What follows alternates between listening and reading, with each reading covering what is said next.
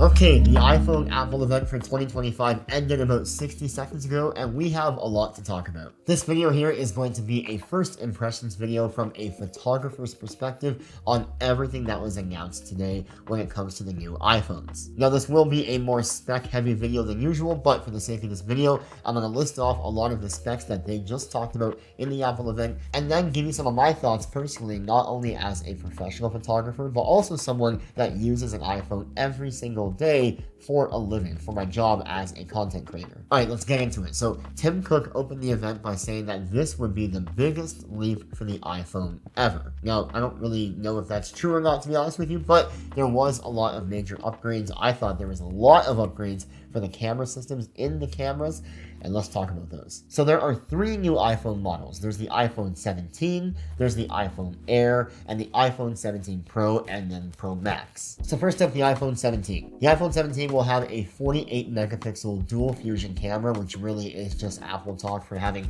two lenses on the back of the camera, but the main lens will be 48 megapixels while the other lens will be 12 megapixels. But what I really love about the iPhone 17 is that they've made the ultra wide camera also 48 megapixels, which is 4 times more resolution than the iPhone 16. Now, I don't know about you, but I use ultra wide a lot, especially for selfies or group photos or even shots of architecture when I travel. And having 48 megapixels in that ultra wide frame is going to be pretty awesome. And then this next feature that is actually a feature on all three models that were announced today is, in my opinion, the coolest one of all, and it is the center stage front camera. Basically, what they've done here is they've turned the camera sensor into a square size, so you can take both vertical and horizontal images holding your phone in this orientation. So no more horizontal orientations for group photos. You can hold it like this and still get that horizontal framing. And I think that's pretty sick, to be honest with you. It'll actually even recognize if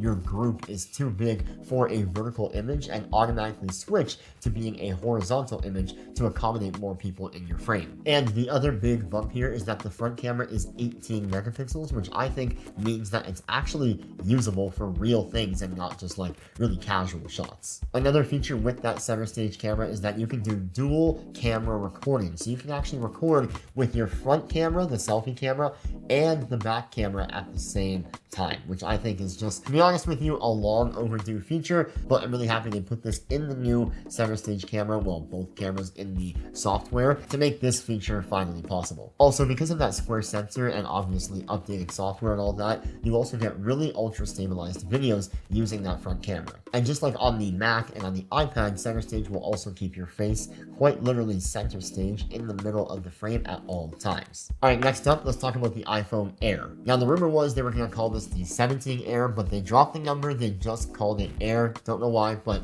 anyways, let's move on. Now, this is definitely the most sexy and beautiful phone out of the bunch today, but it is not the phone that I will be buying. And I'll tell you why in just a few minutes. Okay, the iPhone 17 Air. It has a single 48 megapixel fusion camera with an updated photonic engine, whatever that means. And that main camera, that 1x normal lens, is a 26mm focal length, same across all the cameras we're talking about today. Now, even though it is only one lens, you can take 2x telephoto photos at 12 megapixels. Probably not that useful, to be honest with you, but this is a single camera at 48 megapixels. In the event, they did use the word 4 lenses in one. Really what that's referring to is the different focal lengths that you can tap between in that one lens, and those are 26, 28, 35, and 52 millimeters. Really effectively, to be honest with you, I only like that native 26 millimeters on a single lens, but if you do need that extra reach and that extra compression with the 2x telephoto all the way up to 52 millimeters,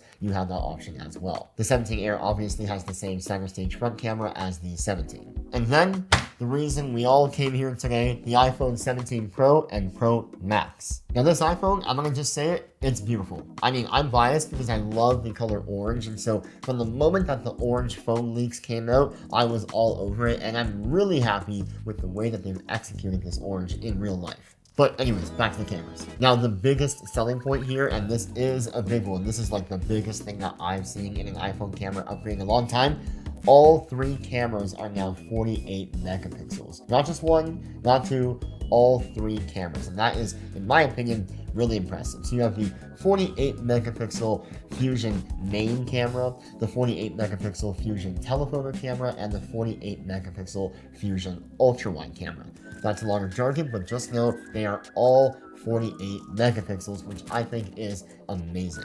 Let's actually double tap into the telephoto lens specifically. The native telephoto focal length is now 100 millimeters, which I think is amazingly compressed, which they are saying is a 4x telephoto zoom because 26 times 4 is roughly 100 millimeters. So it's 4x instead of 5x like it used to be. And then they are also giving us an 8x telephoto photo at 200 millimeters, which is a 12 megapixel image. And generally in the right light, in the right conditions, 12 megapixels is more than enough. And the fact that they're giving us 200 millimeters to work with is absolutely insane. I think that's pretty darn cool. In fact, they showed an image example on screen here of that 200 millimeter focal length, and I think it looks sick. Naturally, at that compression, you're going to get some awesome blown out natural bokeh, and for once, it looks real and not like a portrait mode image that we're used to on the iPhone. And so in total, you get a digital zoom up to 40x, and from top to bottom, there's actually 8 lenses in one. You've got the macro lens, you've got the 0.5, 13 millimeter lens, you've got the normal lens at 24 millimeters, you have a 1.2 lens at 28 millimeters, 1.5 at 35 millimeters, 2x at 48 millimeters, 4x at 100 millimeters, my personal favorite, and then an 8x at 200 millimeters, which I think is an amazing amount of range in a 3-camera system. But what I loved most about this announcement for the 17 Pro and Pro Max is that they actually mentioned content creators as a use case or as a customer base for this iPhone, and I think that was not only a very smart play by them, but also very true. The iPhone needed to catch up to other smaller camera systems that were gaining popularity in the content creation world, so that the iPhone can be looked at as not only the phone that you use every single day, but as a genuinely serious piece of tech that you can make really high-end content with and not just like casual selfie stuff. And that was all the iPhone models that were announced today. So here's my personal thoughts on everything. As a photographer and somebody that takes photography seriously with my iPhone, there is only one clear choice here to go if you're buying a new iPhone 17 camera system, and that is the iPhone 17 Pro or Pro Max. I think the 17 and the 17 Air both have incredibly new and amazing camera systems, especially with that front center stage camera. That is so cool. But in terms of an actual physical, better step up all around, the Pro and the Pro Max are the option and the way to go. And it will definitely be the one that I'm picking up. I always like a larger phone, so for me, the iPhone 17 Pro Max is going to be the one, most likely in that orange color. If you have an iPhone 15 or 15 Pro Max or 16 or 16 Pro Max, I would say that the only viable upgrade is to again go for the 17 Pro or Pro Max, because that is the only jump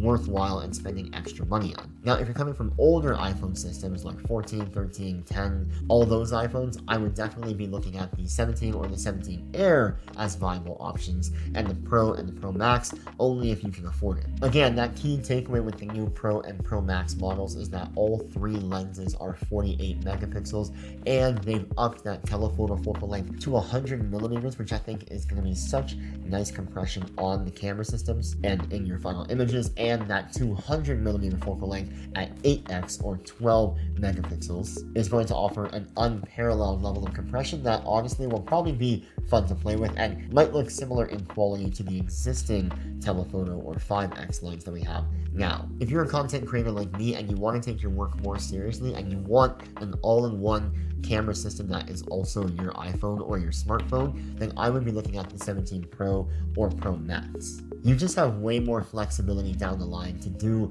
more stuff with it, with the Pro and Pro Max over the Air or the 17. That in the long run, if you want to have this phone for 2-3 years, it's going to pay off dividends, especially if you're taking content more seriously. Pre-orders for the new iPhone go live this Friday, September the 12th, and the iPhone actually launches next Friday, September the 19th. My personal pick, iPhone 17 Pro Max in that orange color, probably just stick to 256 gigabytes of storage. If you guys like this video, make sure you guys hit that subscribe button and the like button, and leave a comment down below what you want to see more of on this channel. But until next time, I'll catch you guys in the next one.